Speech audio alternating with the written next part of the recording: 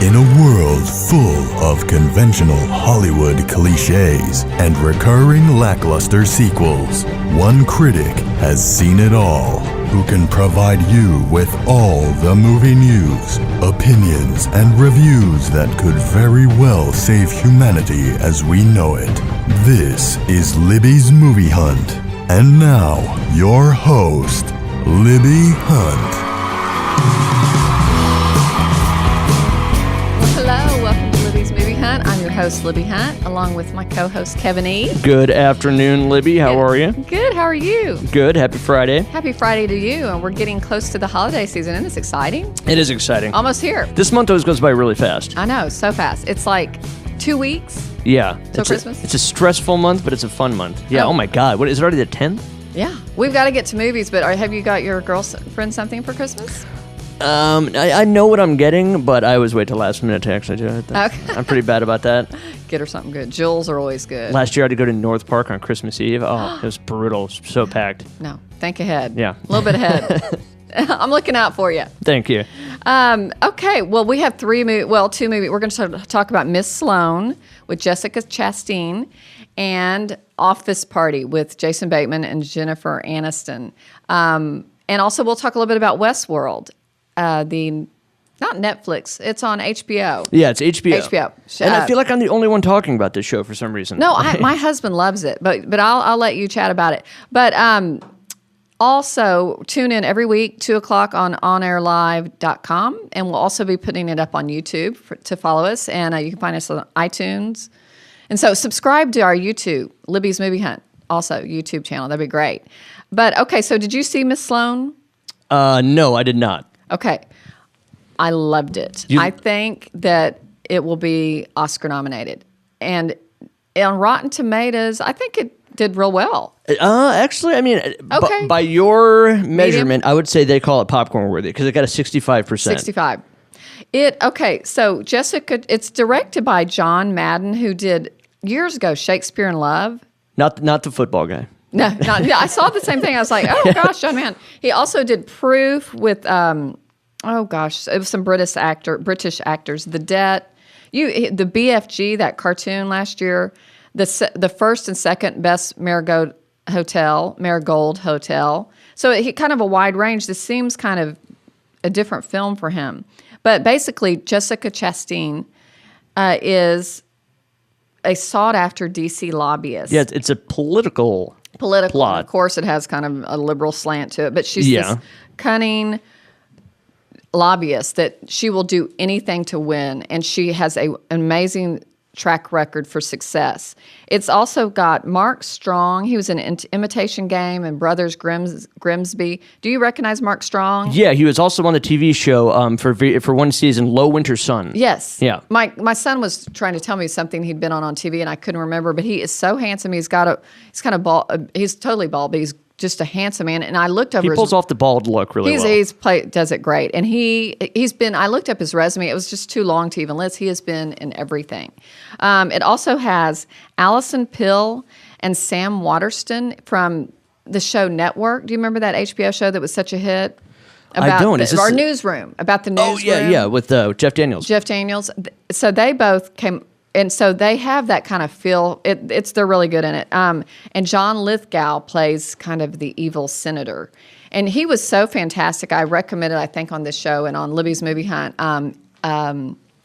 He played Churchill in The Crown about Queen Elizabeth's early life, that Netflix original series that I highly recommend. But John Lithgow, I mean, come on, he never gives a bad performance. No, he's always good. And he plays the role of a villain really well. I mean, he was the serial killer in Dexter. Oh, so I thought he was great. That's actually my favorite season. My favorite season, too. That was like the role of a career, I would think. Kind of like Hannibal Lecter and Anthony Hopkins. Yep. I mean, you just... Exactly. Super intense. Do you think... and Jessica, I'm saying her last name right, Chastain, right? Chastain. She always reminds me, I always get her mixed up with Bryce Dallas Howard. For some reason, they just look a lot alike. Her and kind of that Christina Hendricks that was in the terrible Bad Santa movie. They all kind of, but I think this is the role of her career. I mean, she got nominated a few years ago. Was it for Zero Dark 30? Yes, I believe so. Or one of those. But she's, I mean, like, It was funny. I went to a screening of this movie, and I love it in a movie. People were cheering because something happens at the end that's so unexpected. And when the crowd clap, it was a full house. When the crowd claps, that's so fun. Yeah. Interactive. That's why I like to go with a bunch of people. I mean, not that I know, because I'm a weirdo. I like to go by myself or with one person. It hasn't happened to me in a while where the crowd clapped. Yeah, they clapped. You know the last time that happened to me, and this is a really weird circumstance, I never would have expected it? Independence Day Resurgence. Really? Yes. I'm like, I didn't think people even really liked that. Was it like movie. opening night? It was like a week later. Oh, interesting. Yep. You You had actually already seen it. Yeah, because remember, I didn't love it. I was Yeah. confused by the whole thing. Well, I think most people didn't, but they clapped. But so that's kind of fun. Yeah. Another movie I remember, there was Audible. Remember the Titanic when Leo and Kate are on the raft. He's about to die. I remember people crying in the audience. Yeah. You could hear audible tears. I think that happened with me during Passion of the Christ. Right. You hear tears. It's kind of that's what the theater or it's all about. You feel like you're almost in live theater. So I give it totally popcorn worthy, and I bet Jessica gets nominated for, and Lithgow and maybe even Sam Waterston, all are possibilities for Oscar nominations.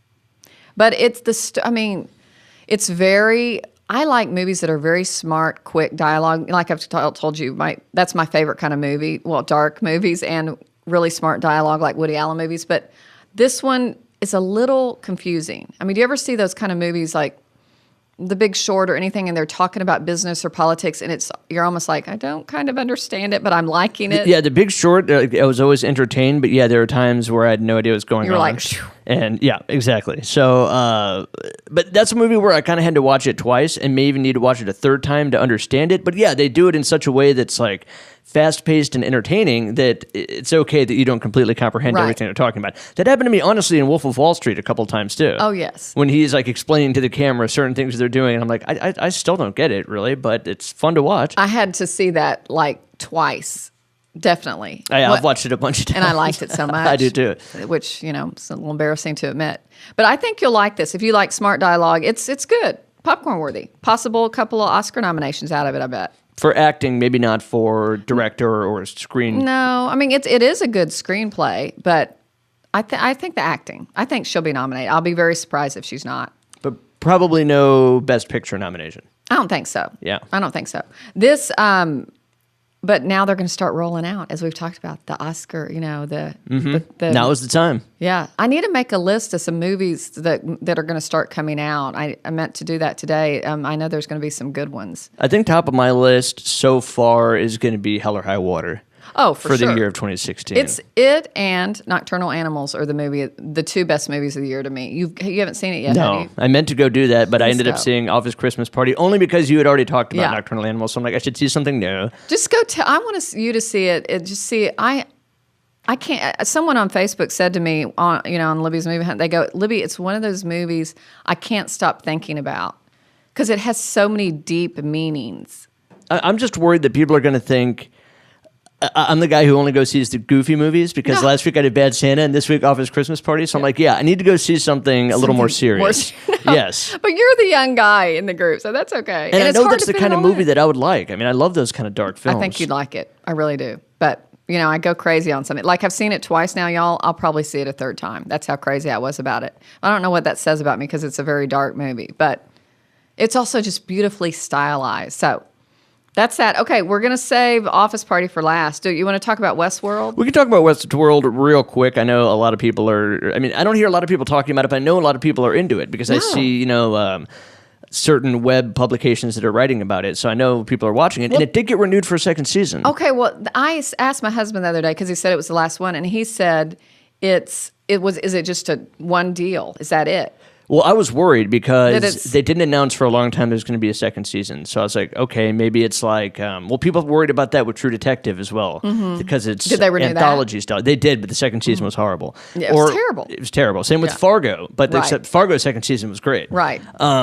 Okay, but tell the viewers, Westworld is on HBO, and it is based on a movie that you had seen, or a television series? It's based on a movie that's almost somewhat of I never saw. Futuristic horror film in a way, where you can go to this theme park, and in the film there were multiple parks. There was like a medieval time, a Westworld, and there were a couple different ones. This show only focuses on the Westworld. And you actually saw outside of the park in the original movie, like, to give you kind of an idea that it's in the not too distant future, sort of, where in the TV show, you really have no idea when it is or what it's like outside the park almost. But this is my question. When you go to this place and you pick, I want to go to Westworld and be back in the West, that's the deal. Why would you want to go be back in the West? Is that something people want to go do? Because you get to live like a gunslinger, and just stuff like that, and go into saloons. Can you die in the West, though? What if you get shot? Or is it fake guns? Well, it's a little bit different in the movie than in the TV show, but either way, the robots can't kill you, but you can shoot them. Okay, because yes, and that's robots, yes, guys, yeah. Everything's animatronic. So if you do get in a fight with a gunfight with somebody, you're not actually killing anyone. And in the film, if a gun detects human body heat, it won't fire. So humans can't shoot each other, and robots can't shoot humans. But in the show, the robots go haywire, and Yul Brynner starts killing people, and the other robots in the other world start killing people too. Because the robots start realizing that they kind of almost become self-aware. They become self-aware. Yeah, and there's definitely some of that going on in the TV show, but it's different. They've done it in a way that stretches it out, where this can be a much longer story, where the plot for the film was good just for a short kind of horror science fiction movie. And Anthony Hopkins, does he play the creator of the robots? Yes, he's sort of the master. He's almost like the god of this theme park. Right, kind of like in it's almost like Ed Harris in the Truman Show. Exactly. Yeah. But the engineer, so to speak. Do you love Anthony Hopkins? He's like one. Yeah, I think he's great in everything. Yeah, I mean, I've never seen. Did you ever see that movie? He was with Ryan Gosling, where he kills his wife and gets off. Oh, it's so good. No. Fracture. Oh, that's. My parents were just talking about that movie recently. He's so good in it. I like both those actors. I need to check that out. Really good. And then we were saying the Tandy Newton. Is that how you her? Yes, that's her. Pretty girl. And then the blonde girl in Westworld. I've seen her in a bunch of stuff. I like that actress, but I don't know her. And Ed Harris. I'm not either. Yeah, Ed Harris is great, and James Marsden is really good. But who does Ed Harris play? You're not really sure. I'm not sure when I've watched it. They don't want you to know yet, but they want one of the characters in the TV show to basically be the Man in Black, which is Yul Brynner in the original film. Okay. So you don't really know yet who the Man in Black is going to be. Right. But I will say the finale is incredibly explosive and definitely leaves you wanting more, because there are some episodes that drag a little bit. Not as bad as, say, The Walking Dead. You could tell some episodes really, really drag because they're just heavily reliant on character development because they didn't have the budget for a lot of special effects and story progression. But there's none of that. HBO definitely has a lot of money. They put a lot of production value into the show, and you can really tell. Every episode almost is movie quality. But there are some times in the middle where it's a little bit slow, but towards the end it really ramps up, and the finale is great. So I'm looking forward to the next season. Well, because that's funny you said that, because my husband loves it, and I kept trying to watch it with him, and I was like, this is kind of dragging. It's kind of confusing too. Right. So maybe I'm sure they'll replay it and I'll watch again. So what, you give it popcorn worthy? Definitely. Oh yeah, absolutely. And it's if you like science fiction, which Kevin does. I do. Which I'm not. That's not my favorite genre.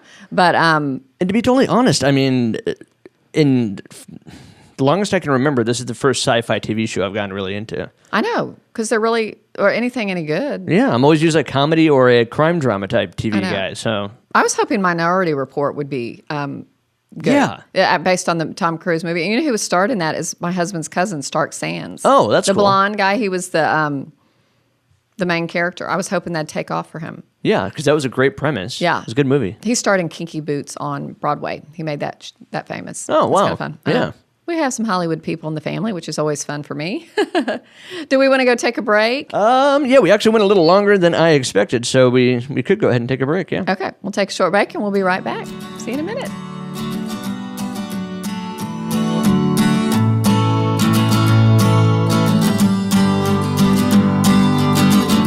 Cut. Everybody take 5. More of Libby's Movie Hunt coming up.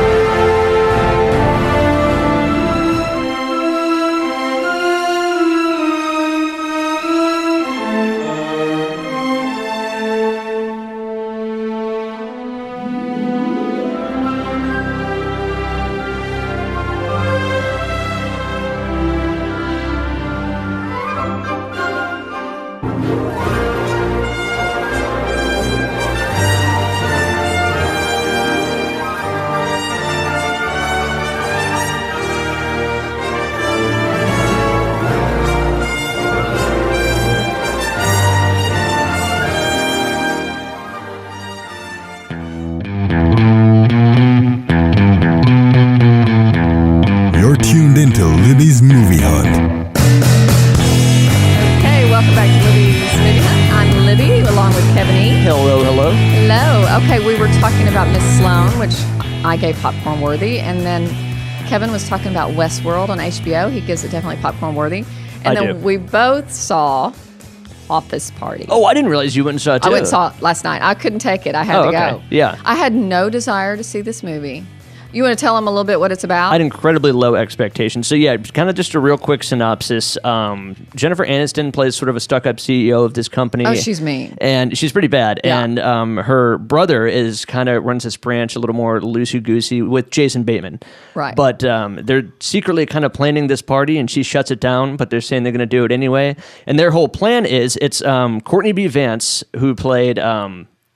Johnny Cochran in the People vs. O.J. And he was Simpson. so good in He's this potential client where they're like, if we can create this awesome party that really blows his socks off, maybe they'll keep our branch around, because Jennifer Aniston tells Jason Bateman that they're going to shut down his branch, essentially. Right. Putting him and her brother out of business. Right. So he's kind of a goofy, party-going, fun-loving guy. The brother, Clay. Yeah. And he's played by... T.J. Miller. And is he in Silicon Valley? Is that the show he's in now? Or he's been in a bunch of stuff, but he's been in a bunch of random stuff. I was like, he's hilarious. He was really funny. He totally kind of carried. He was the star of the movie. Yeah, I thought. I was surprised. He was the star of the movie. Definitely. I thought it was going to be Jason Bateman or Jennifer Aniston. He carried the movie. And Jason Bateman always plays a good straight man. But he didn't bring a lot of good laughs. He always plays the same guy. I love him. I love him, but just that his presence. He's that same character from Horrible Bosses or Extract or any of those movies. He's always the same guy. The director is Josh Gordon and Will Speck. Yeah, they've worked together before. Which I thought, double director, I haven't ever heard of that, but they did Blades of Glory and The Switch with Jason Bateman and Jennifer Aniston. Which I never saw. Wasn't very good. No. Blades of Glory, I love. Blades of Glory was funny. Well, I mean, Will Ferrell, come on. Yeah. Literally, I love Will Ferrell and Jim Carrey. John Heder was funny. Yeah, Napoleon Dynamite guy. Yes, he was good in it. Yes. That was so funny. But it's got an all-star cast. It's got Jason Bateman, Olivia Munn, T.J. Miller. Is that his name? Who played the main character? Jillian Bell? I don't know. She was that funny girl with the gun that plays the hooker's pimp. Yeah. What's her name from Kate McKinnon? Kate McKinnon. She was actually pretty funny. Literally, and Courtney B. Vance. We talked about Kate McKinnon was one of. I was saying last night, I think she was one of the best characters in the film. She's someone I was not particularly a fan of, but I have to admit she was really good. She plays the HR girl in the department, but after seeing that movie, I thought she needs her own movie probably, and she probably will get one. Yeah, I think so. How long has she been on Saturday Night Live? I don't know. Honestly, I'd never heard of her before Ghostbusters. That's the same thing. They're all like, she's the girl from Ghostbusters, and now she's everywhere, and she's just fantastic. But okay, so what did you say? What do you think about the movie? I had extremely low expectations for this movie. Me too. It's just because they seemed to start campaigning for it. I mean, maybe a week or two before it came out, which a lot of times means they don't have that much stock in it. Right. Also, they didn't. It had a review embargo on it until a couple days ago, which usually isn't a good sign. And the reviews weren't great, so I had low expectations. It was in the 40s. I thoroughly enjoyed it. No, I have to say, I loved it. I really liked it. Can you believe I loved it? Because it's so I'm raunchy. Shocked. Yeah, it's not bad Santa raunchy. No, I adored it. I laughed the whole time. There was, of course, as we talk about, there's always was a few things that were cringeworthy, gross. Definitely. That I'm like, ugh, why? Yeah, unnecessary. Unnecessary. But overall, it was like a different take on an Office Party movie. And it was fun. It was fun. I had a blast. It's definitely R-rated. I mean, really R-rated. They don't show anything, but they just talk about a lot of gross things. It's almost like, to me, what it reminded me of, it's like Project X meets The Night Before it meets The Hangover. If you saw what happened the night of The Hangover, I feel like that's what it would be like, something like that. It's The Hangover, but here they all kind of know what they're doing. Exactly. It's not the day after. It's you actually see all of the mayhem. So that's funny you say that, because I walked out and I said, that reminded me of The Hangover, and I loved the first Hangover. So, yeah. I'm sorry it's getting Rotten Tomatoes 44 or 48%, because Yep, and I'm going to say popcorn worthy all the way. Totally popcorn worthy. Hysterical. Want to just, and like I said, audible laughing, where people were laughing in the audience, or where I was laughing. How often do you really laugh in a movie? That's true. And it's, So- I mean, like I said, the low expectations may contribute to why I liked it so much, but it was just too. good, solid entertainment. Short runtime, Yeah. good pacing, and yeah, definitely audible laughs throughout the whole thing. Audible. I mean, I was belly laughing. But and it does at the end. One of my favorite funny movies do is when they do bloopers at the end. Oh yeah. I love Bloopers that. are always great. That was cute. But I want to see the guy, the T.J. Miller, in some other stuff because I thought he was funny. Yeah. He kind of reminded me of a funnier Owen Wilson. The kind of, like, dude, it's all good. Definitely. And and like every movie has to have a very likable love in it. And he just all he wanted was to keep all his employees. It was such a sweet way. I mean, at the end, they almost make it a little overly sentimental, but I thought it played pretty well. My only real complaint would be some of the casting. I mean, I think Jennifer Aniston is a talented comedic actress. I think she can be really funny. But in this movie, she wasn't really necessary. I think anyone could have played that role. Yeah, totally. Jason Bateman, it's good to have Jason Bateman playing Jason Bateman. Right. That works well. And he compliments T.J. Miller, who's really the shining star of the movie. Total shining star. But yeah, Jennifer Aniston could have lifted out. And honestly, such a prestigious actor. You could have had somebody besides Courtney B. Vance be that character too. Yeah, exactly. I thought, the casting. There's the bald guy in it. Did I write his name down? Is it Bob Cordry? I think that's his name. Yeah. He's in a ton of stuff. He's in a ton of stuff, and he's really funny. He's he had some of the funniest lines. But Jennifer Aniston, I was like, gosh, she had such a sour face. I mean, Not I know that was her likable, not likable. Finally, at the last 5 minutes, she became likable A in little. the movie. There's some redemption. Yeah. But I'd like to see her. She hasn't had very many serious roles. She did Cake, and she did actually another movie she was worked like in a Walmart or Walgreens or something, and Jake Gyllenhaal. Remember, she's had only like two. Oh yeah, that's right. But I wish they'd give her a chance at a serious movie. Or she was in one with Clive Owen too that was a mystery. But she's really the best at comedy. My favorite movie she did was with Adam Sandler. Go for it, or go with it, just go with it, or something like that. She was really cute in that. Oh yeah. I remember that one. But I really liked her in We're the Millers. I thought that was a funny movie. that was pretty raunchy too. But it was pretty funny. raunchy. Yeah, there was a couple scenes I was like, oh my goodness. I like Jason Sudeikis too. I think I he's do great. too. But I liked this better than We're the Millers.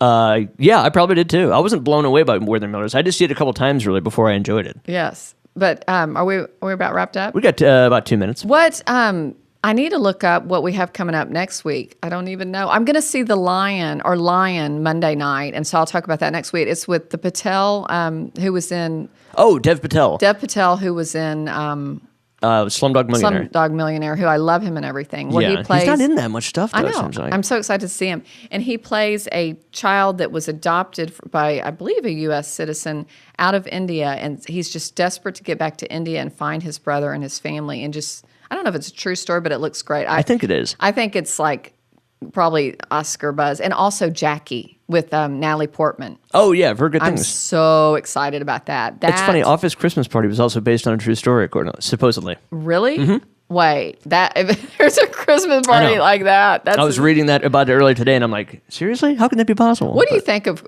Christmas office parties? Did your old work have an office? Is it? Yeah, well, I worked at this time last year, I was working for 2 different places, and one was okay, it was pretty good, and one was really good. I think it could be awkward, though, because people are drinking and out of, you know. I don't know. My husband's office does a lunch party. They just serve them lunch. That's probably better. Probably better to keep the booze out of it so nobody gets inappropriate. I but know. yeah, speaking of that Lion movie, I heard Howard Stern raving about that movie just yesterday. So. Oh, good. Yeah, I think it's going to have some Oscar bait, as my son likes to say. And I think Natalie Portman will be getting a gold statue, I bet, for Jackie, I've heard. But I don't know. So thanks for tuning in. We're here every Friday at 2 o'clock on onairlive.com. And now y'all go enjoy the movies this weekend. Bye.